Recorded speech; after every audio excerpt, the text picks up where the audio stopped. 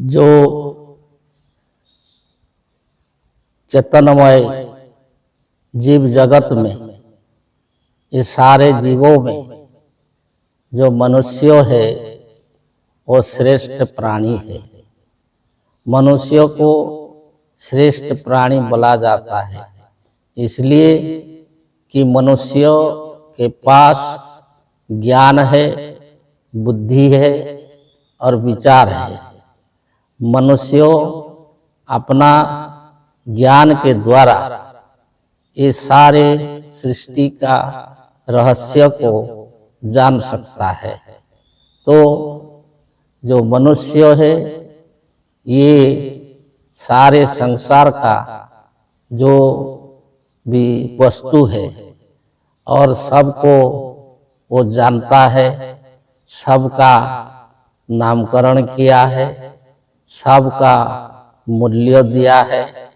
जैसे कि सोना या चांदी या हीरा वो नहीं जानते कि हमारा मूल्य कितना है, परंतु उनका मूल्य जो है मनुष्य ही देता है। मनुष्य जब उसको चाहता है तो सारे जितने भी मनुष्य जितना चाहते हैं तो उसका इतना ही मूल्य बढ़ता है। और ये संसार में जीव जगत में सब प्राणियों का, सब वस्तु का नामकरण मनुष्य ने ही दे रखा है। जो ये जो पृथ्वी वो कहता नहीं कि हम पृथ्वी है, जल कहता नहीं हम जल है। ऐसे सारे कोई भी नहीं कहता है कि हम अमुक है, परंतु वो सब का नामकरण मनुष्य ने ही किया है। और मनुष्य ही जो भगवान को मानता है और मनुष्य ही जो है ईश्वर को मानता है, बनाता है। और ये जो तरह तरह के विधि विधान और सब भी मनुष्य ही बनाता है, परंतु मनुष्य जो खुद को भूल गया कि हम कौन है, इसको वो जानता नहीं। तो मनुष्य इसको नहीं जानने के कारण ये संसार में, ये भौतिक जगत में दुख उठाता है, रोग दुख क्लेश में बंधा हो जाता है। जो जितना जो आत्म अवलंबी होता है और आत्म केंद्रिक होता है और अंधविश्वास कुसंस्कार को जो विचार करके उसे मुक्त हो जाता है, जो स्वाधीन हो जाता है, वो जो है अपने आप को जानता है तो संसार में वही सुखी होता है। तो मनुष्य जो है संसार में सबसे अधिक जो है मूल्यवान है।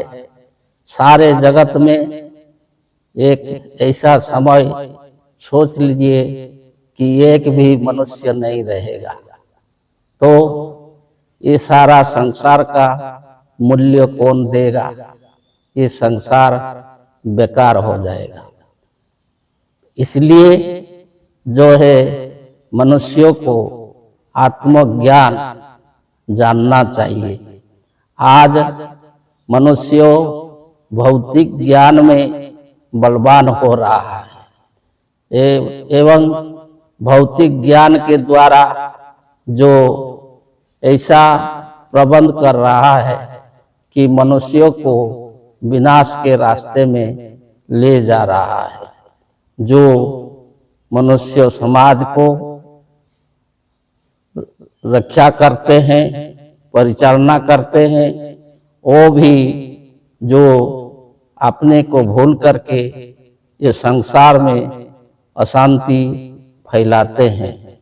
परंतु जब भौतिक ज्ञान के साथ आध्यात्मिक ज्ञान जुड़ जाएगा, मनुष्य आत्मज्ञान को प्राप्त कर लेगा, तो ये जो सारा सृष्टि, सारा जगत आनंदमय होगा, शांतिमय होगा।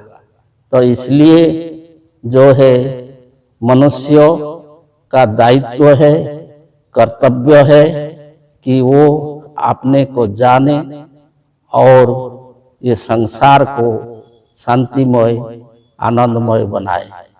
ये जो संसार तब जाकर के सच्चा सुख शांति का आनंद का जो है स्थल होगा।